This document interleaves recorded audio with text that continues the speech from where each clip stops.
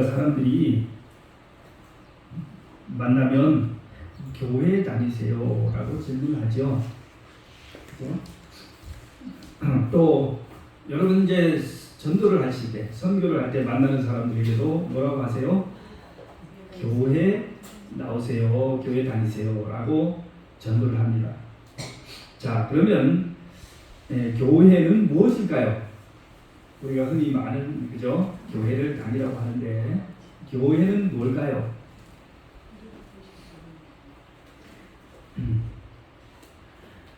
자, 교회가 무엇일까? 이 교회는 여기에 그 성경의 원어 성경, 헬라 성경에는 에클레시아라고 되어 있는데, 이 에클레시아는 부름을 받은 사람들, 그런 뜻입니다. 그러니까 교회라고 하는 것은 그냥 일반 사람들이 모인 곳이 아니고, 일반 사람은 다양한 클럽이 있잖아요. 라이온스 클럽도 있고 뭐 그죠, 여러 가지 있는데 그냥 보통 사람들이 모인 곳이 아니고, 여기는 뭐냐면 세상에서 부름을 받아서 나온 사람들이 모인 것이 뭐예요?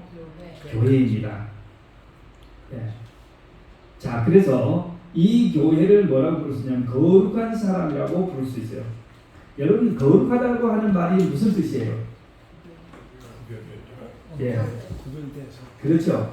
거룩하다라고 하는 말을 사람들이 생각할 때는, 어떤 사람은 되게 깨끗하다 이렇게 생각하고, 어떤 사람은 되게 차갑다 이렇게 생각하고, 사람들마다 다르게 어떤 사람은 굉장히 공포스럽다 이렇게 그죠? 자, 그런 여러 가지 이질적인 그런 말들을 많이 하지만, 거룩하다는 말의 가장 중요한 뜻은 그죠? 구별했다, 따로 떼어놨다 이것입니다. 자, 그래서 교회는 세상으로부터 불러냄을 받은 따로 떼어놓은 사람들의 모임이다. 그러므로 우리가 거룩한 삶을, 물론 이것이 깨끗한 삶, 도덕적 삶을 의미하기도 하지만 다른 삶입니다. 다른 삶을 사는 것입니다. 자, 교회에 대해서 우리가 얘기할 때 가장 중요한 것은 이 교회의 주인은 누구일까요? 교회의 주인은 예수님, 또 더 올라가서 우리 하나님이시죠. 하나님께서 교회의 주인이십니다. 그러므로 우리가 교회에 대해서 얘기할 때 하나님과 우리의 관계를 얘기하지 않을 수가 없습니다. 자, 하나님과 우리는 어떤 관계에 있을까요? 요한복음 20장 17절 말씀을, 자, 성경을 다 같이 한번 읽어보겠습니다. 큰 소리로 시작. 예수께서 이르시되 나를 끌기만 하라. 내가 아직 아버지께로 올라가지 아니하노라. 너는 내 형제들에게 가서 이르되 내가 내 아버지 곧 너희 아버지, 내 하나님 곧 너희 하나님께로 올라간다 하시니. 자, 여기에 예수님께서 부활하신 후에 제자들에게 하신 말씀인데 뭐라고 그랬어요? 나를 아직 만지지 마라. 내가 아직 아버지께로 올라가지 않았다. 하나님을 얘기하시는 거죠. 너는 내 형제들에게 가서, 이 내 형제가 누굴까요? 제자들입니다. 제자들에게 가서 뭐라고 말을 해요? 내가 내 아버지, 곧 누구 아버지? 너희 아버지. 내 하나님, 곧 너희 하나님. 예수님께서 여기서 분명히 하시기를, 나는 너희들과 완전한 너다, 똑같은 한 형제다. 그러므로 하나님 아버지가 내 하나님이심과 동시에 누구의 하나님이다? 너희들의 하나님이다 라는 것을 아주 분명하게 말씀했어요. 그러므로 우리 교회는 여러 가지 정의가 있지만, 오늘 저는 좀 말씀드리고 싶은 것은 하나님을 아버지로 모시는 한 가족이다. 이해하시겠어요? 네. 교회는 하나님을 아버지로 모신 한 가족이다. 그러므로 우리는 다 뭐예요? 형제 자매들입니다. 이게 말로 하는 형제 자매가 아니고 뭐예요? 그런 것들을 예수님이 말씀하지도 않았어요. 진짜로 형제 자매인 것입니다.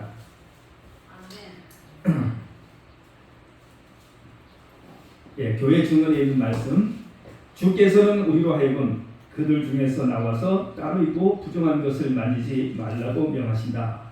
그럼으로써 그분은 우리에게 아버지가 되시고 우리는 그분의 아들과 딸이 되었다. 만일 우리가 하나님의 가족으로 받아들여지기를 원하며 하늘왕의 자녀가 되기를 원한다면 우리는 그분의 조건에 일치해야 한다. 우리는 세상에서 나와서 그분의 교훈을 순종하고 그분을 섬기는 특별한 백성으로 주의 앞에 서야 한다. 그렇습니다. 네. 자, 그러면 이제 우리가 보통 아버지가 아니고 무슨 아버지예요? 아주 하늘의 우주의 왕이신 하나님을 우리의 아버지로 모셨으니 하나님께서 그의 자녀들에게 뭘 주실까요? 네. 세상의 아버지가 줄 수 없는 특별한 선물을 주시겠죠. 자, 첫 번째는 무슨 선물? 하나님께서 구원을 주신다. 여러분, 이 구원을 주시는 게 그냥 주는 게 아니죠. 하나님께서 우리에게 구원을 주기 위해서 하나님께서 뭘 잃어버리셨어요? 자기의 아들을 희생시키셨잖아요. 두 번째, 무슨 선물? 육신의 필요와 보호. 우리가 이 세상을 살아가면서 가장 필요한 게 저거 아니겠어요? 네, 하나님의 보호와 그 다음에 하나님께서 우리 육신의 필요를 채워주시는 것. 세 번째는 뭡니까? 육신의 필요뿐 아니라 영적인 필요까지 채워주신다. 이것이 하나님께서 교회에 주시는 선물입니다. 자, 구원의 선물에 관해서 다 같이 우리 잘 아는 말씀 요한복음 3장 16절 읽어보겠습니다. 시작. 하나님이 세상을 이처럼 사랑하사 독생자를 주셨으니 이는 그를 믿는 자가 멸망하지 않고 영생을 얻게 하려 하시니라 합니다. 자, 하나님께서 그의 사랑하는 독생자를 내어주시고 죽도록 내어주시고 그 결과를 통해 그 방법을 통해서 우리에게 영원한 생명을 주시고 구원하셨다. 정로의 계단입니다. 하나님의 마음은 죽음보다도 강한 사랑으로서 이 세상에 당신의 자녀들을 극진히 사모하신다. 그는 당신의 아들을 주심으로써 온 하늘을 선물로 우리에게 주셨다. 그렇습니다. 네. 두 번째는 육신의 필요와 보호에 대한 그죠 하나님의 선물입니다. 자, 우리 잘 아시는 말씀입니다. 마태복음 6장 31절. 그러므로 염려하여 이르기를 무엇을 먹을까, 무엇을 마실까, 무엇을 입을까 염려하지 말라. 이는 다 이방인들이 구하는 것이라. 너희 하늘 아버지께서 이 모든 것이 너희에게 있어야 할 줄을 아시느니라. 예, 뭐 다시 설명할 필요가 없습니다. 하나님께서 다 아시느니라. 성경을 읽을 때 여러분 그 뜻을 잘 음미해 보시기 바랍니다. 로마서 8장 32절 자기 아들을 아끼지 아니하시고 우리 모든 사람을 위하여 내주시니가 어찌 그 아들과 함께 모든 것을 우리에게 주시지 아니하겠느냐. 그렇습니다. 여러분 살아가면서 경제적인 문제로 걱정하시죠? 또 우리 연세 드신 분들은 건강이 안 좋으니까 노후에 대하여 걱정을 많이 하시죠? 네, 그래서 우리가 그런 염려를 할 때에 우리가 좀 잊지 말아야 할 성경 말씀이 좀 있습니다. 시편 23편 1절 여호와는 나의 목자시니 내가 부족함이 없으리로다. 그죠? 젊었을 때나 언제나 나이 들었을 때나 건강할 때나 병 들었을 때나 내가 뭐가 없다고요? 부족함이 없다 이 말입니다. 시편 37편 25절 내가 어려서부터 늙기까지 의인이 버림을 당하거나 그의 자손이 걸식함을 보지 못하였다. 그렇습니다. 여러분 나는 그럭저럭 살았는데 내 자식을 보니까 걱정이 많이 되시죠? 그죠? 내 자식을 보니까 저것이 재구실을 할지 못할지 그죠? 걱정이 많이 되셔요. 여기 뭐라고 그랬어요? 의인이 버림을 당하거나 의인의 자손이 뭐 하지 않는다고요? 걸식함을 보지 못하였다. 여러분 염려하시는 것처럼 자녀들이 그렇게 경제적으로 가난하고 힘들게 살지 않을 거라는 말씀이시죠. 빌립보서 4장 19절 나의 하나님이 그리스도 예수 안에서 영광 가운데 풍성한 대로 너희 모든 쓸 것을 뭐 하시리라? 채우시리라. 그게 뭐가 아니에요? 자연스럽고 당연한 것이어서 그렇게 되는 게 아니고 특별한 방법으로 채우신다는 겁니다. 그죠? 우리 인간은 뭐예요? 예측 가능할 때 안심하죠. 우리가 1년 동안 얼마가 필요한데 지금 내 은행에 얼마의 돈이 있다. 또는 얼마의 수입이 예정되어 있다. 수입이 지출보다 많으면 뭐예요? 예측 가능해요? 그러면 안심합니다. 됐다. 그죠? 그런데 살아가다 보면 그런 계산이 안 나오는 데가 많지요. 불안하지요. 이걸 어떻게 메꾸지? 그게 뭐예요? 하나님이 내가 채우리라. 내가 채우리라. 히브리 13장 5절 돈을 사랑치 말고 있는 바를 족한 줄로 알라. 그가 친히 말씀하시기를 굉장히 중요한 말씀. 내가 결코 너희를 버리지 아니하고 너희를 떠나지 아니하리라. 이것이 하나님께서 세상 모든 사람에게 준 약속이 아니고 세상에서 불러냄을 받은, 그래서 이 교회에 와 있는 하나님의 자녀들에게 주시는 약속이다. 이 귀한 약속을 잠시라도 잊지 마시기 바랍니다. 다음은 이제 영적인 선물입니다. 교회에 다니는 하나님의 자녀들에게 주시는 영적 선물, 바로 성령의 은사입니다. 너희가 악할지라도 좋은 것으로 자식에게 줄 알거든 하물며 너희 하늘 아버지께서 구하는 자에게 성령을 주시지 않겠느냐. 우리의 기도의 최종 목표는 뭐가 되어야 됩니까? 성령 충만이에요. 시작은 육신의 필요를 시작하지만, 육신의 필요를 간구하지만, 우리의 기도의 핵심은 궁극적인 목표는 영적인 필요, 성령의 충만에 대해서 기도해야 하는데 우리가 종종 그것을 잊어버립니다. 자, 성령 하나님이 누구신지 성령에 대해서 참 다들 낯설게 생각하시기 때문에 간단하게 정리를 해왔습니다. 자, 성령 하나님은 우리 세 하나님, 아버지 하나님, 아들 하나님, 그 다음에 세 번째 하나님이 누구세요? 바로 성령 하나님.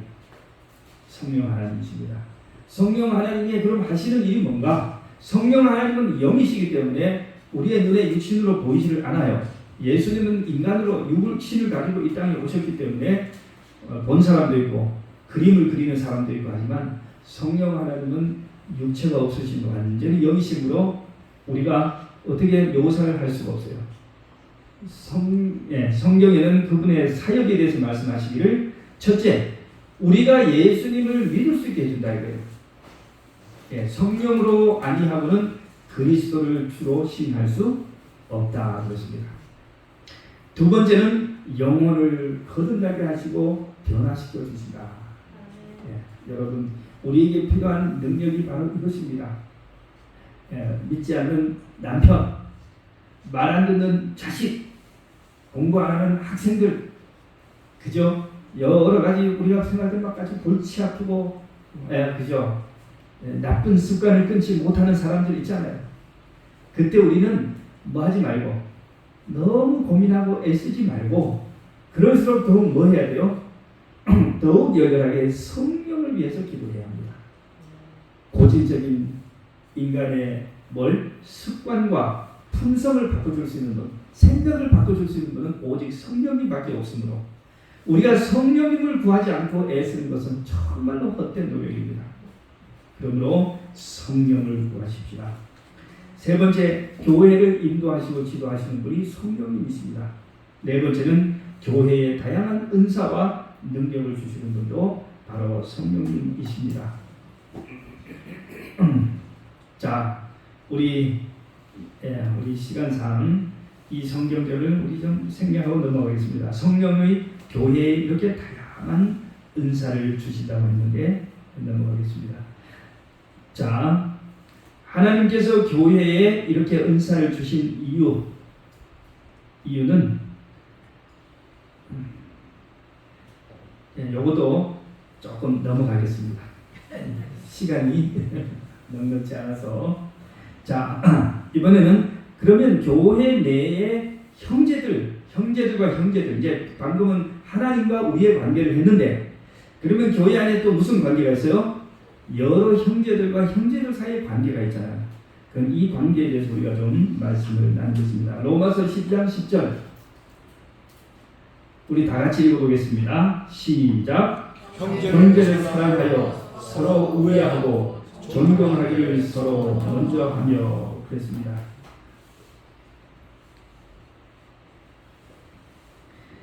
그런데 제가 좀 PPT를 너무 빨리 보여드렸네요. 교회 안의 형제들의 관계는 세 가지가 있습니다.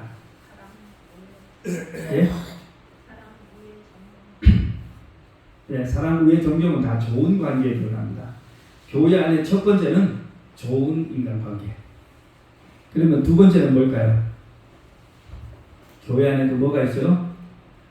나쁜 인간관계가 있어요. 그 다음에 세 번째는 무슨 관계일까요? 아무 관계 없는 관계예요.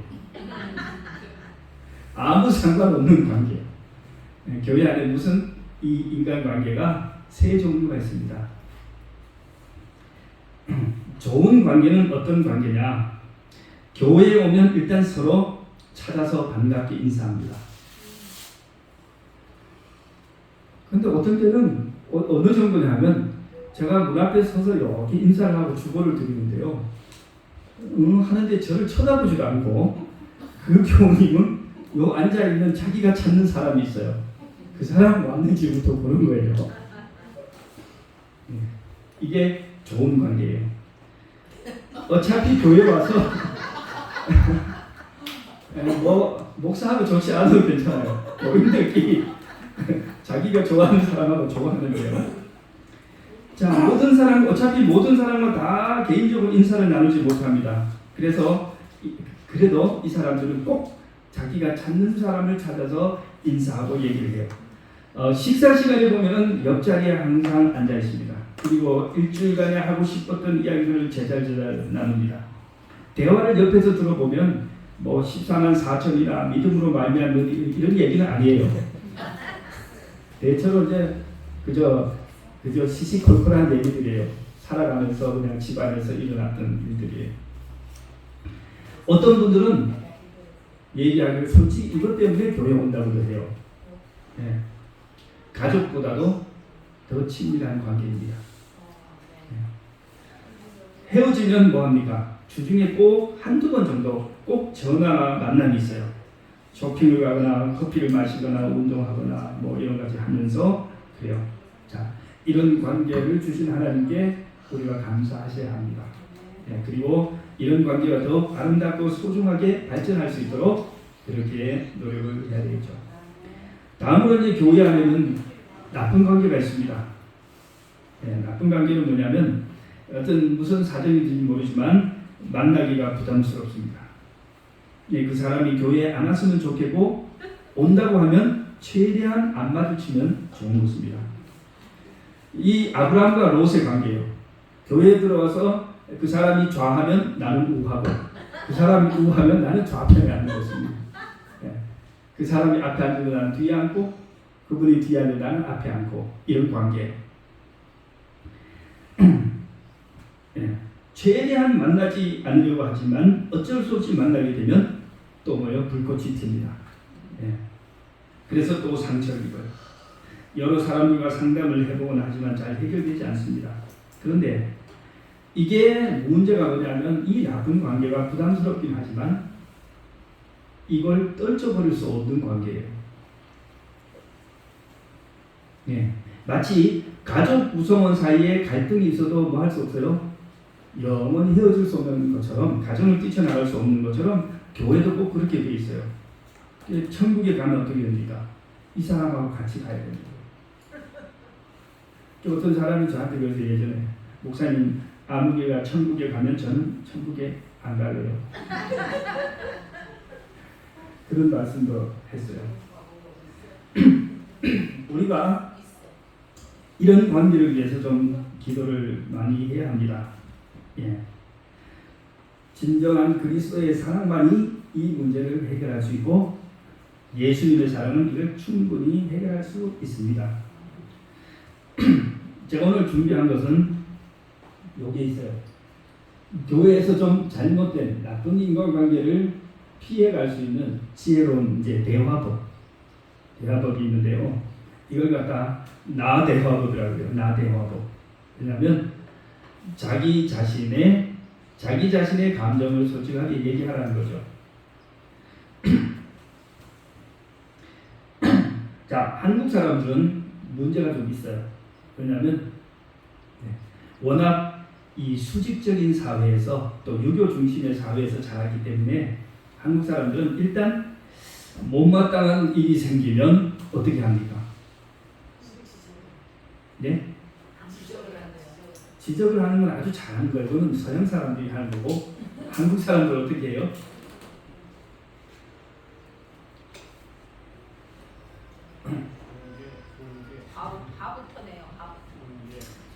일단 한국 사람은 못마땅한 일이 생기면 말을 안 해요. 예.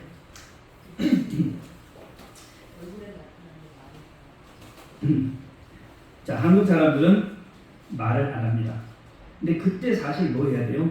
솔직하게 얘기를 하면 상당히 한 95%는 사실 해결이 되는데 일단 한국 사람은 말을 안 합니다. 말을 하는 것은 되게 좀 좋지 않게 그렇게 생각이 되기 때문에 그 다음에 이제 이 문제가 반복해서 생기면 뭐해요? 판단을 해요. 아, 저 아무개 형제는 그런 사람이구나. 아, 저 집사님은 그런 사람이구나. 판단을 해요. 아, 그분이 저렇게 한 것은 나를 우습게 봐서 그런 것 같다. 지난번에 그러더니 이번에 또 그랬네. 이렇게 하면서 얘기는 안 했는데 뭐 했어요? 판단을 해요. 그 다음에 이제 그 사람을 어떻게 대해야 될지 결정을 딱 합니다. 그 다음에 또 네 번째 단계가 뭐냐? 한국 사람들이 본인을 안 찾아가고 딴 사람을 찾아가서 얘기를 해요. 이 문제가 점점 더 커지는 거야. 그 아무기 집사 알아? 맞아. 아, 지난번에 나한테 이랬던데 너도 당해봤어? 아, 맞아. 그런 것 같아. 아, 쏙닥쏙닥 하면서 문제가 막 커지죠.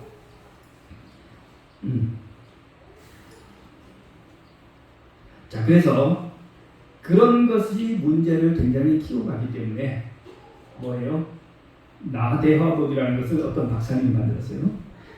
미국의 심리학자가 만들어서 굉장히 많이 쓰는 건데 싸움이 예상되는 상황이나 말을 하면 상대가 싫어할 것 같은 상황에서 이 대화법을 사용하라 이거죠. 그러면 부부싸움도 피해갈 수 있고 웬만한 싸움도 다 피해갈 수 있다 이겁니다. 대화를 이렇게 하는 첫 번째, 팩트에 근거한 사실만 얘기를 이제 하는 겁니다. 상대방이 부정할 수 없는 사실을 얘기하는 겁니다. 그죠? 뭐 지난주에 우리 월마트에서 안 만났어? 무슨 이마트에서 만나지 않았어? 그때 당신 뭐 샀지? 이런 얘기 괜찮은 얘기예요. 왜? 사실이니까. 두 번째는 뭐냐면 나 표현. 이제 사실을 얘기한 다음 나의 솔직한 감정은 나 그때 이렇게 느꼈어. 괜찮습니다. 아, 나 그때 좀 이런 느낌이 들었어. 자기 감정을 얘기하는 게 상대방이 뭐 할 수 없어요? 부정할 수 없어요. 반박할 수 없어요. 아, 내가 그렇게 느꼈다는데 당신이 틀렸든 맞았든 이렇게 할 수 없잖아요. 그 다음에 세 번째가 뭐예요? 앞으로는 그럴 때 이렇게 해주면 좋겠어. 네, 공손하게 앞으로는 그렇게 이렇게 해주면 좋겠어. 그리고 상대방이 그죠? 알겠습니다 라고 하겠죠. 자, 예를 하나 들어보이겠습니다.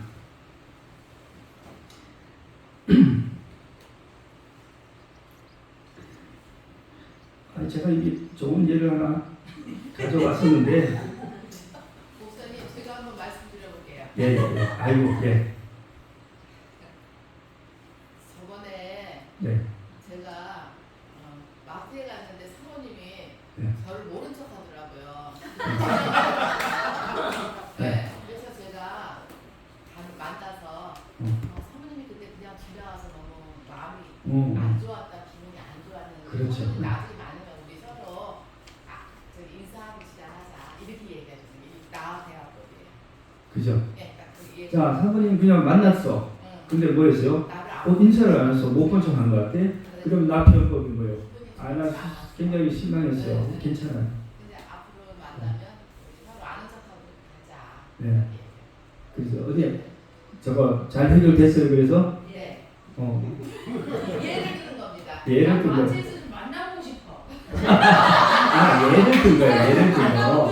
예를 난 또 들었습니다. 진짜인 줄 알고. 아니, 예를 들었습니다. 네. 자, 그거를 그냥 넘어가면 뭐예요? 아, 사모님은 나를 평소에 별로 안 좋아해. 네. 이런 생각이 들게요. 네. 근데 그걸 사실 제때 얘기하면 뭐 할 수 있어요? 아, 진짜 그 사람이 진짜 못 봤을 수 있어요. 그렇죠. 또는 아, 정말 약간 서로 간에 오해가 있어서 그럴 수 있어요. 그냥 앞으로 잘 하자고 하면 얼마나 좋습니까? 예, 여기 얘가 있네요. 시어머니 때문에 이제 뭐예요? 신랑하고 여자가 부인이 다툴 수 있잖아요. 자, 잘못된 대화는 이렇게 말합니다. 당신 어머니는 대체 왜 그러셔? 어머니가 말씀하실 때마다 짜증나 죽겠어. 여기 뭐예요? 참았지요. 본인에게 얘기 안 했지요. 막 그 판단했지요. 다 들어있잖아요. 이게 한국식 대화법이에요. 근데 나 대화법은 어떻게 하냐면 나 어머니께서 이런 말씀을 하셨는데 그때 정말 서운했어. 라고 남편에게 얘기하면 되는 겁니다. 네. 남편은 뭐라고 그래요? 나대요. 나대하고 또 이렇게 말했어요. 네. 어머니가 나한테 그렇게 말할 때 당신이 내 편을 들지 않고 뭐라고 말을 해서 내 생각은 안 하고 어머님 생각만 하는 것 같아서 좀 섭섭했어. 라고 말할 수도 있는 거예요. 솔직하게. 예. 자, 어쨌든 그렇게 하고 다음에는 그런 상황일 때 좀 이렇게 해줬으면 좋겠어요. 예. 뭐 이렇게 하면 해결되는 거예요. 예. 싸움을 피해갈 수 있는. 우리 교회에서 나오는 상황을 제가 한번 얘기를 해볼게요. 우리 교우님들 다 이해하시니까 제가 한번 예. 예.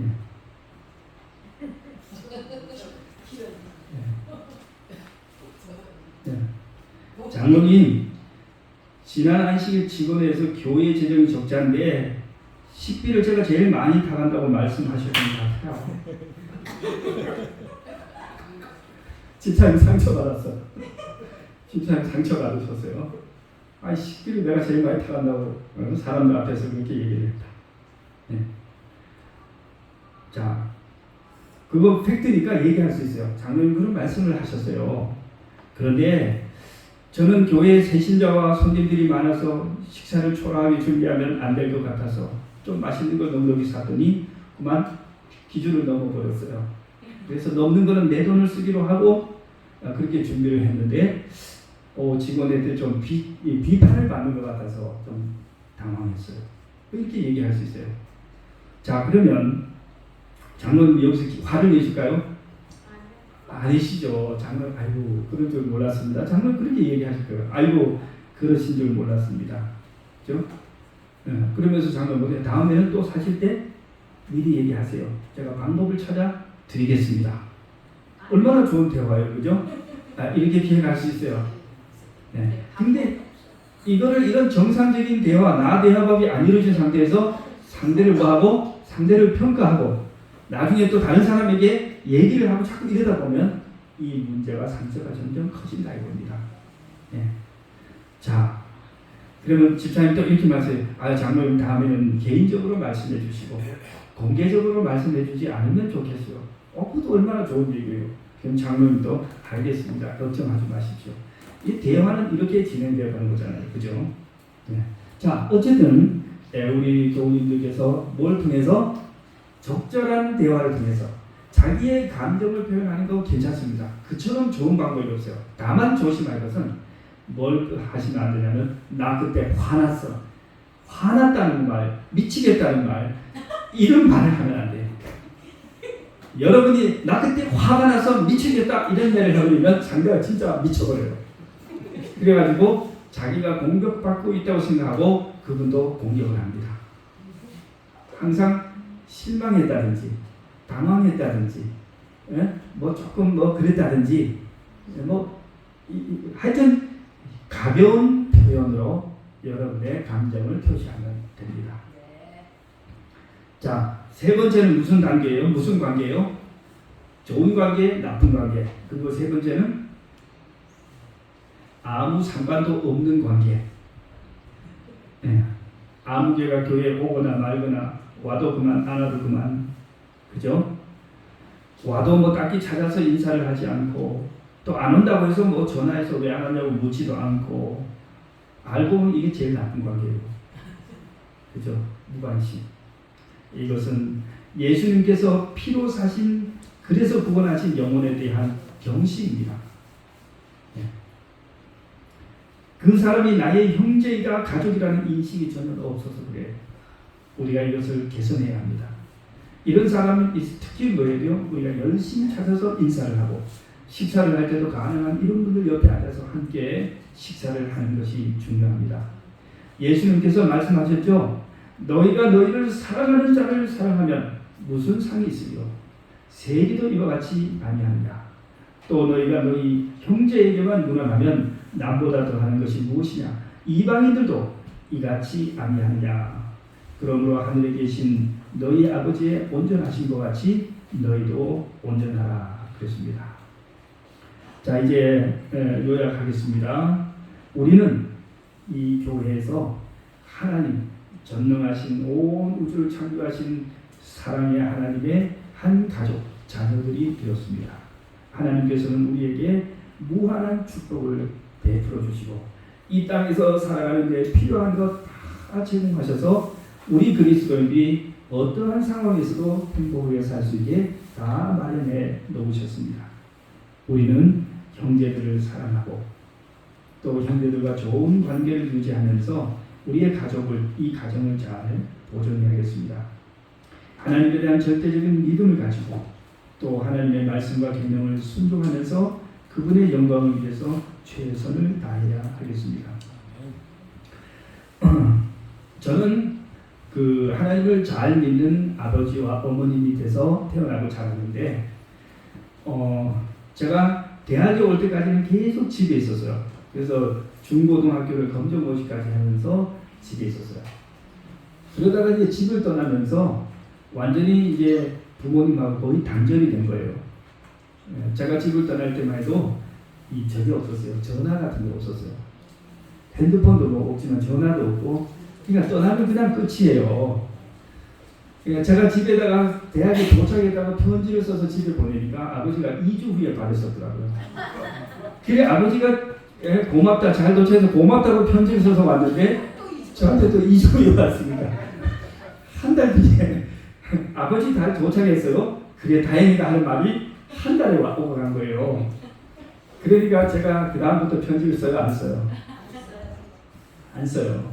뭐 소용없어요. 아버지 도움 필요했어도 한 달 뒤에나 응답이 오니까 그래서 이제 아예 그냥 전화를 안 하는 것이 습관이 돼서 그래서 이제 목회를 할 때도 이 영남 학교를 가지 않고 학원으로 갔더니 그만 이 학원은 전국구잖아요.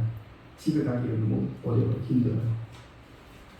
그렇게 이제 한 10년 정도 목회를 하고 제가 이제 중국에 선교를 지원해서 갔는데 이제 모든 걸 다 하고 이제 중국을 이제 가기 전에 생각을 해보니 한국에 있어도 집에를 거의 못 갔는데 중국을 가면 이제 거의 못 가잖아요. 그래서 이제 집에 가서 일주일 떠나기 전에 이제 가족들이 함께 지내다가 근데 그 말을 참아 못 하겠어요. 그래서 이제 이 선교를 떠나기 이제 오늘 떠나는데 아침 예배를 가족들이 드리고 예배가 이제 끝나는 자리에서 제가 이제 말을 꺼냈어요. 내가 이제 너무 멀리 가서 부모님을 이제 찾아오기가 힘들다라는 얘기를 꺼냈더니 어이 어머니가 옆에서 버럭 화를 내면서 그 무슨 말이냐? 이 쟁기를 잡고 손에 쟁기를 잡고 뒤를 돌아보면 하나님 나라에 합당치 않다. 어머님이 딱 그러면서 가족들 생각을 하지 말고 가서 잘 다녀라. 그랬어요. 거기에서 이제 성전을 이제 갔다가 왔는데 갔다 보니까 또 학원 목회, 저 인천 꼭대기니까 또 경상도 가지 못해 1년에 한 2번 가요. 그렇게 하다가 그 다음에 이제 3년 때 한 번은 베트남을 출장을 갔는데 아버지가 돌아가셨어요. 예, 그래서 형이 이제 아침에 새벽에 전화를 했는데 아버지 돌아가셨다고. 그래서 이제 거기서 또 돌아오는 비행기를 타고 이제 3일장인데 둘째 날 오후에 이제 도착을 안식일인데 오후에 이제 도착해서 그냥 아버지 그 입관하는 그 얼굴을 보고 그냥 한 5분 뵙고 그냥 이제 입관을 하고 이제 다 끝난 거예요. 너무 정신없이 장례식을 치러가지고 이제 이 산소 앞에서 제가 이제 보고 무슨 생각했어요. 아이고 그냥 집 밖으로만 돌다가 아버지 마지막 임종 장면도 못 보고 유언이 하나도 없는 거예요. 갑자기 돌아가서 유언도 없고 정말 뭐 너무 고무한 거예요. 그래서 이제 제가 거기 서서 아버지가 살아 계셨다면 그리고 내가 아버지 임종을 시켰더라면 무슨 말씀을 하셨을까? 라고 이제 생각을 해봤어요. 그 생각을 해봤더니 그런 생각이 들어요. 뭐 아버지가 새로운 말씀을 하지 않으셨을 것 같고 평소에 나한테 많이 하시던 말씀들을 또 하시지 않았겠나 그런 생각을 하면서 이제 정리를 해봤어요. 아마 아버지가 계셨더라면 뭐 고맙다는 말씀을 하셨겠지. 가족들에게 하나님께 감사하고 가족들에게 그리고 그거는 아마 교회를 열심히 다니고 성실히 봉사해라 그런 말씀을 하셨을 것 같아요. 평소에 하셨던 말씀이니까. 그리고 또 뭐 그죠? 그 다음에 또 우리 아버지가 그런 말씀을 많이 하셨어요. 인생에 대해서 너무 걱정하지 말라 그런 말씀을 많이 하셨어요. 뭐든지 하나님이 계시고 뭐든지 생각보다는 잘 될 테니까 너무 그렇게 염려하지 말라 그랬어요. 아마 그 말씀 하셨죠. 그 다음에는 마지막에 하나 딱 떠오르는 게 뭐냐면은 너 형을 잘 돌봐줘라. 우리 형이 좀 가난하고 뭐 좀 그래요. 항상 좀 이렇게 약해요, 부족해. 그러니까 아버지가 돌아가실 때까지도 뭐 해가지고 형을 돕겠다고 계속 그렇게 하셨거든요. 그러니 아마 아버지가 살아가시면서 나한테 유언을 하셨다면 형을 좀 잘 돌봐줘라. 그 말씀을 하셨을 것 같아요. 자, 오늘 우리 하나님께서 하나님 아버지가 우리에게 요구하시고 부탁하시는 것이 뭐가 있을까요? 우리가 건강하고 우리가 하나님 잘 믿고 우리가 계명 잘 지키고 하나님 당연히 요구하시겠죠. 그냥 거기서 플러스 하나 더 뭘까요? 불쌍하고 연약한 너의 형제를 좀 잘 봐라. 그것이 하나님의 마지막 요구인 것 같습니다. 사랑하는 성도 여러분, 하나님께서 왜 우리를 교회로 부르셨을까요? 바로 그 일을 위해서 부르셨습니다. 어리고 연약한 너의 형제를 나처럼 내가 하듯이 돌봐줘라. 그것이 하나님의 우리를 향한 마지막 요구일 것입니다. 여러분 그 말씀을 기억하시면서 우리 현리교회가 이렇게 아름다운 공동체에서 지속적으로 함께 천국에까지 갈 수 있게 되기를 바라면서 말씀을 마치겠습니다.